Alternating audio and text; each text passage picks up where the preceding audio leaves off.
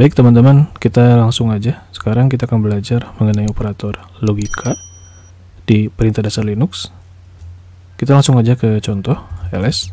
Di lokasi ini kosong, kemudian kita buat mkdir, kita buat cd source. Kita ingin berpindah ke direktori source, kemudian kita menggunakan operator n, lalu kita membuat file dengan nama a_, enter. Dan di sini ada peringatan bahwa tidak ada direktori source. Simbol n atau logical operator ini, jika statement awal dia bersifat false, otomatis statement yang kedua ini dia tidak akan dijalankan. Jadi, misalkan kita buat direktori source, enter, ls, dia sudah ada, kemudian kita jalankan perintah yang tadi, cd source, kemudian kita menggunakan simbol logical operator, lalu kita buat file dengan a_. Di sini artinya adalah kita ingin berpindah ke direktori source.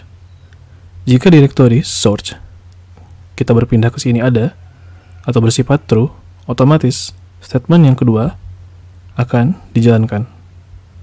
Enter, lalu kita ls, dan di sini otomatis a_ telah terbuat.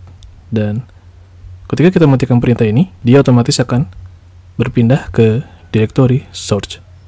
Karena ini bersifat true atau benar, maka statement kedua akan membuat file a_ di direktori source. Dan ketika kita ls, di sini otomatis a_ dia telah terbuat menggunakan perintah touch. Sehingga simbol logical operator ini adalah jika statement awal bersifat true, otomatis statement yang kedua akan dijalankan.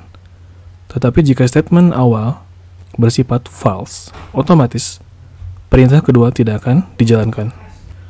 Itu adalah salah satu kegunaan dari perintah logical operator n. Cukup sekian dan semoga teman-teman bisa lebih memahami dalam menggunakan perintah ini.